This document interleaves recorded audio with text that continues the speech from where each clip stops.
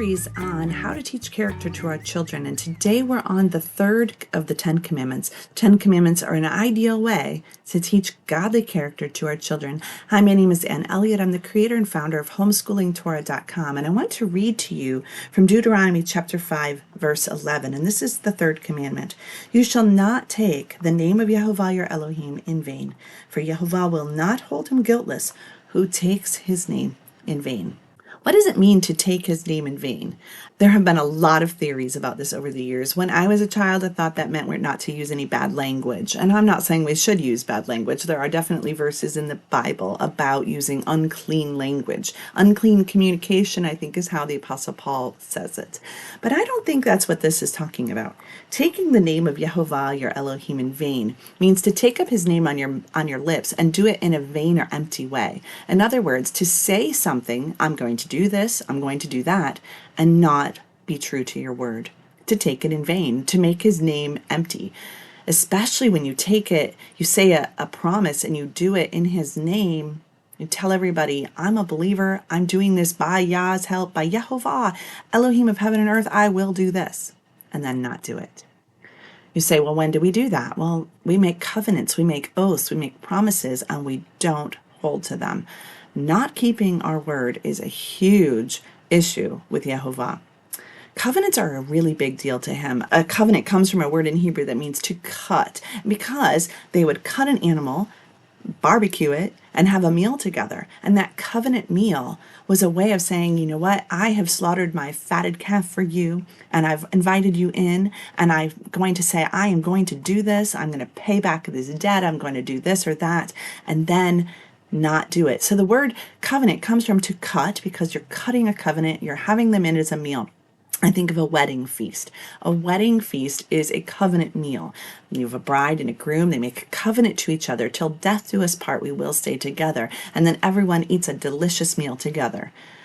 That's a covenant. You cut an oath. You've taken, if you do that at the wedding, if you say, by YHVH's help, we will stay together the rest of our lives, and then you eat a meal together, you've cut a covenant. But it doesn't even have to be that you have a meal together. I know that's where the word comes from, but it can just be simply saying, I'm going to do this. By Yah's help, I will do this.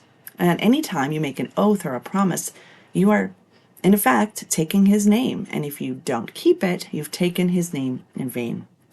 In Numbers chapter 30, we have an entire chapter concerning vows that people take. And it's an interesting chapter to go over with your children. It says in verse 2, if a man makes a vow to YHVH or swears an oath to bind himself by some agreement, he shall not break his word. He shall do according to all that proceeds out of his mouth. Now, whether you like it or not, the rest of the chapter goes into the fact that women are a little bit different from men. They are to take counsel of their fathers or their husband before they make a vow, unless she's a divorced woman, and then her word stands just like a man. If you have sons, you need to teach them especially that they need to be careful. Their words stand, and there's no one that can come along like a daughter could have a father come, and if he hears of it that day, he's going to say, no, you made a rash vow, and I say it doesn't stand. Okay, so she wouldn't be taking Yah's name in vain if their father comes along and cancels it. But men, boys, they have an obligation to keep their word. Whatever word proceeds out of their mouth, they have to do it.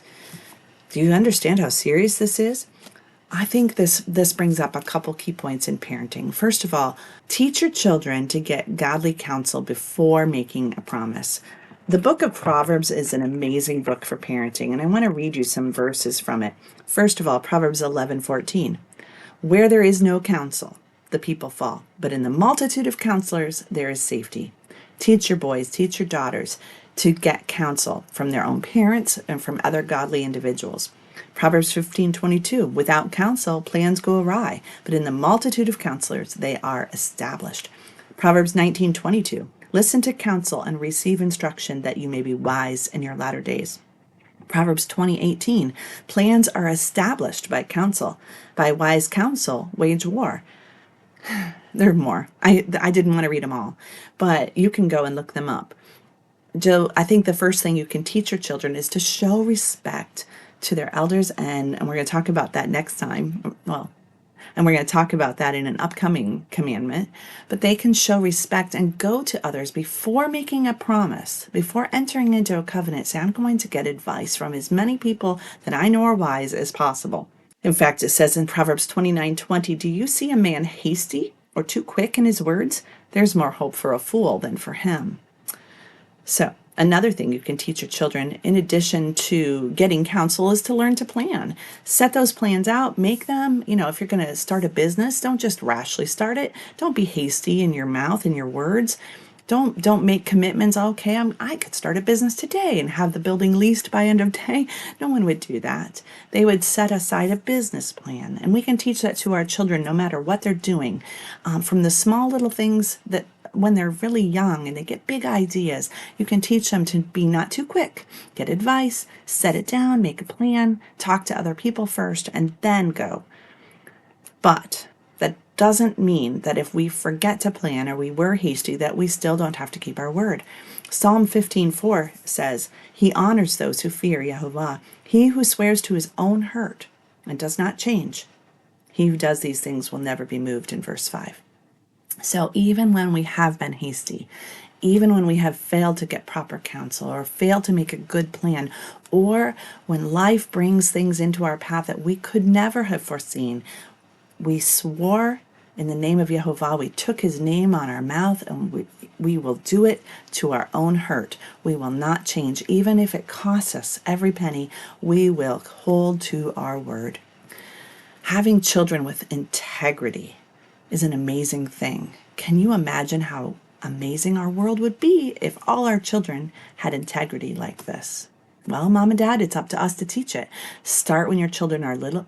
Teach them to be careful about their words, slow to speak. But then when they say a promise to their sister, to their mother, to whoever, hey, Mom, I'll get those dishes done before you get home today, they have to hold to that word and enforce it. That's your job. Help them learn this important principle. Shalom.